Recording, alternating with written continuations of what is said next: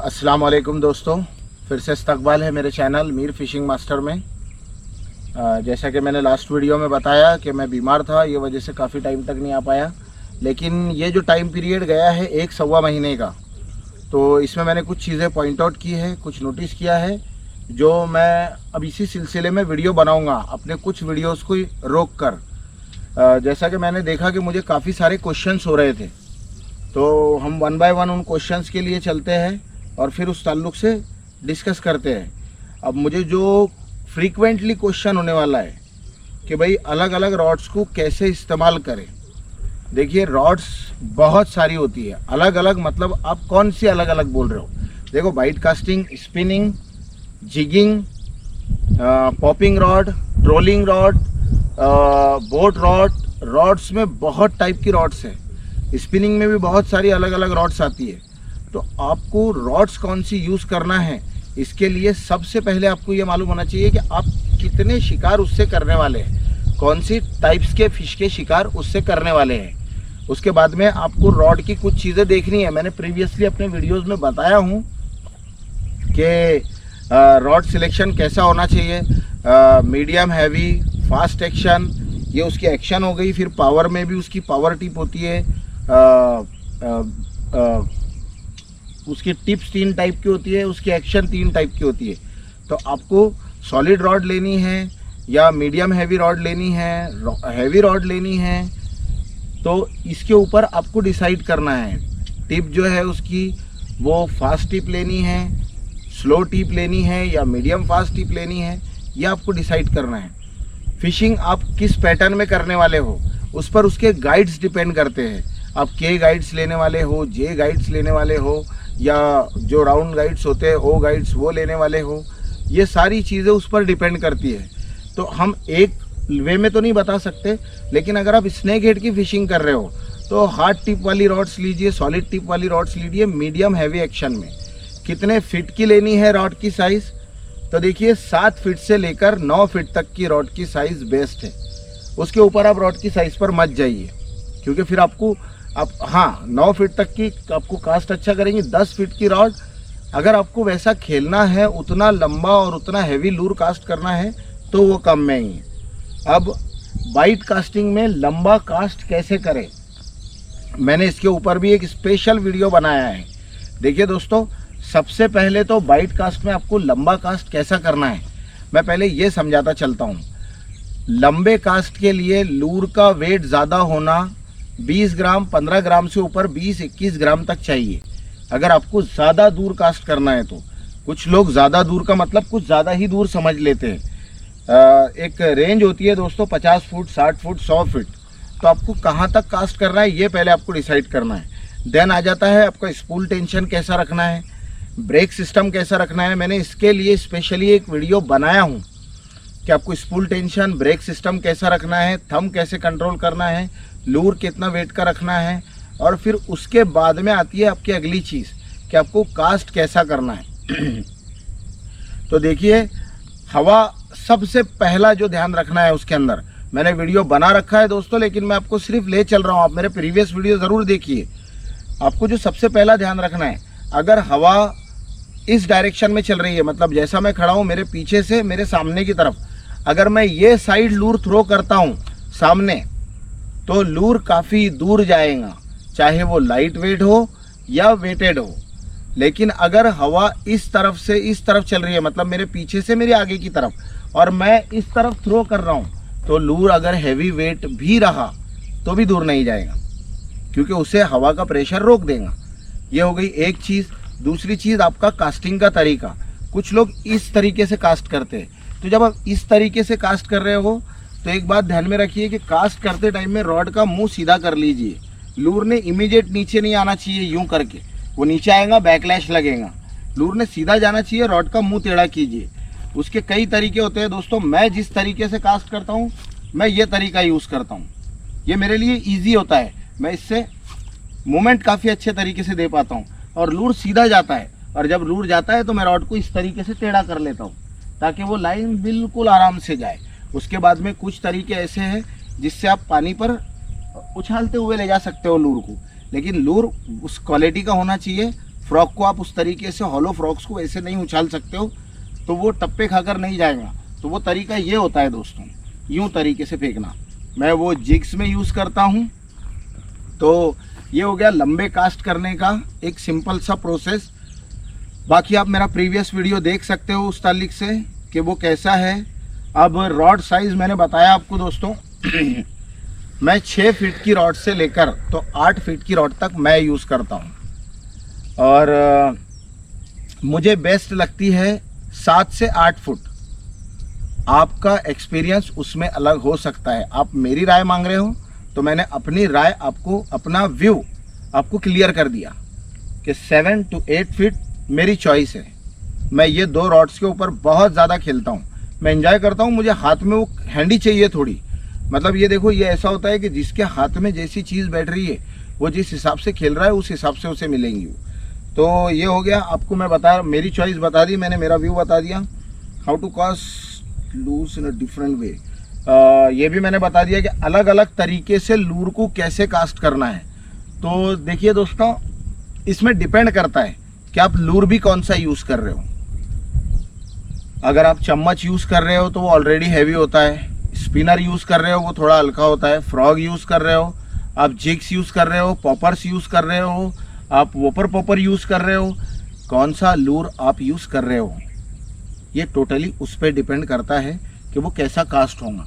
जैसा अगर आप फ्रॉग कास्ट कर रहे हो तो आपको पहले, तो मैंने इससे पहले भी बताया है कि आपको किसी चीज़ पर डालना है उसको, सामने अगर कंजी वगैरह या कुछ आई है तो, ताकि जब वो पानी पर आए तो मछली उससे डरे ना।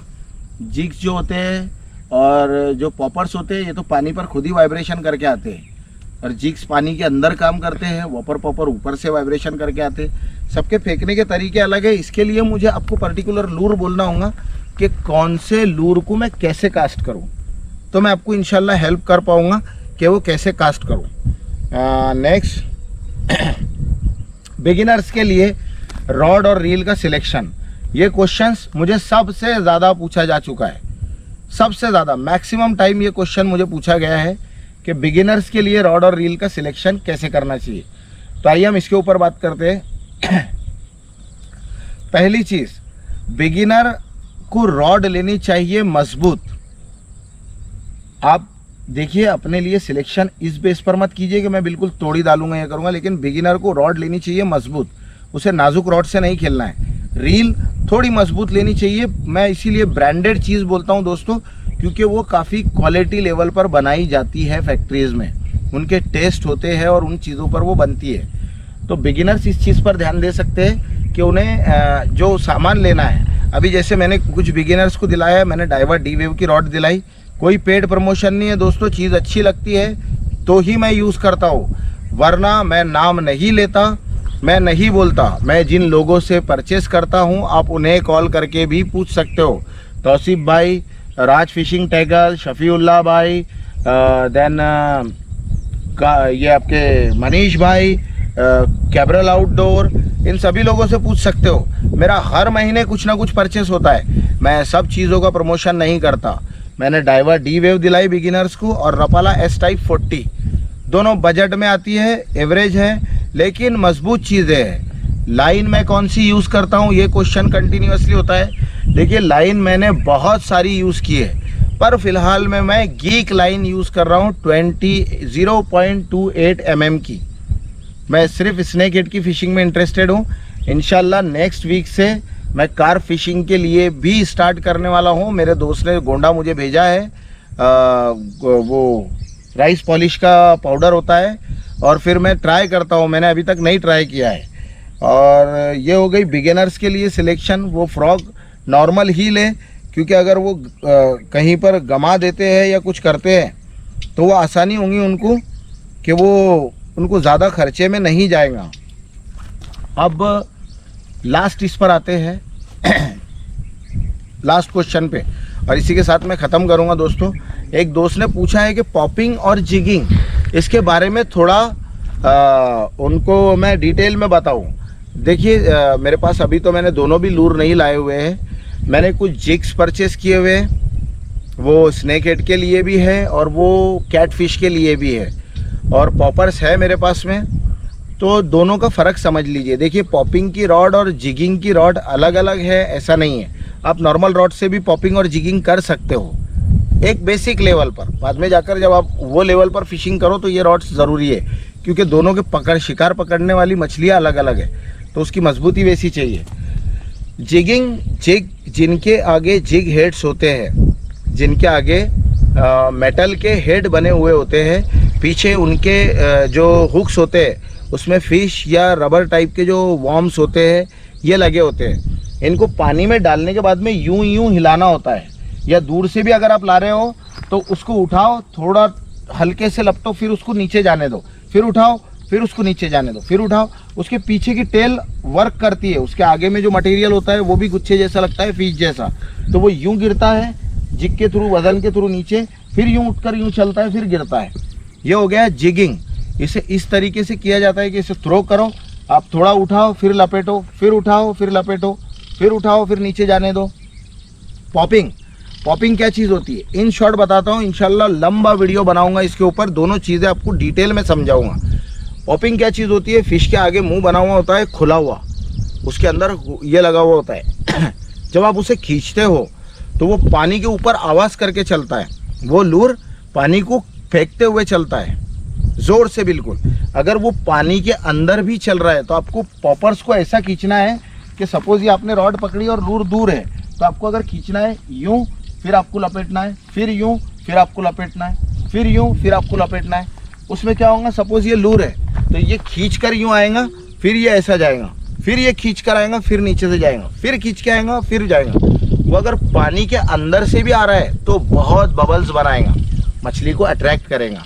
ये दोनों फ़र्क है पॉपिंग और जिगिंग के।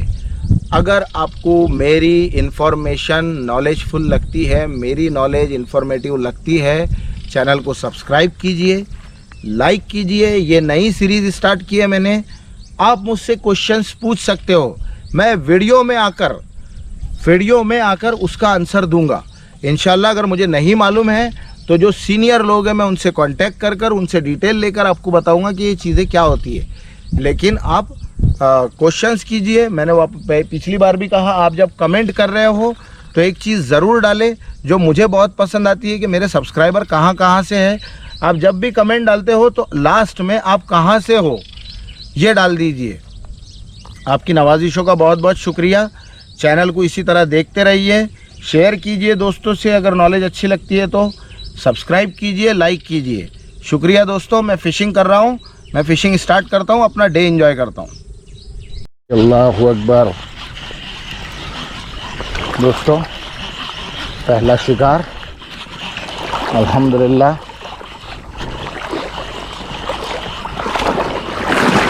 काफ़ी बेहतरीन, सुम्मा अल्हम्दुलिल्लाह। अल्लाहु अकबर।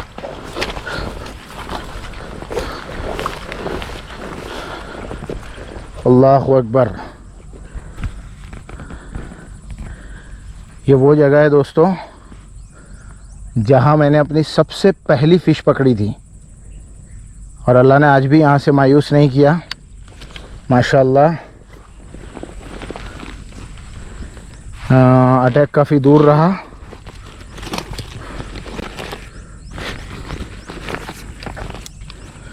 अल्लाहु अकबर। हुक निकालते हैं इसका।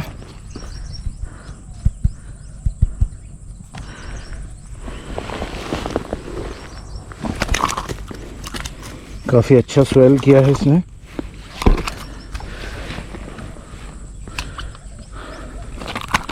अल्लाहु अकबर।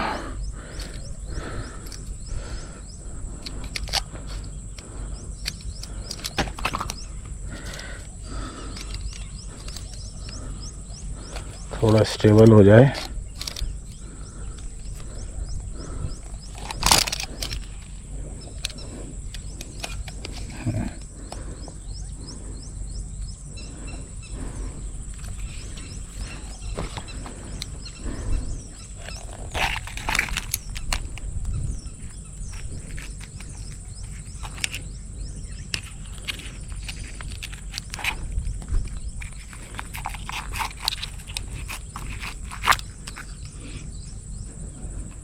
ये हुक निकल गया, ज़्यादा कुछ नहीं हुआ दोस्तों, काफ़ी आसानी से निकल गया ये हुक।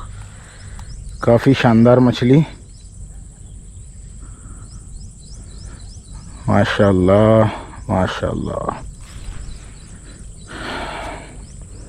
स्कम फ्रॉग से पकड़ी है।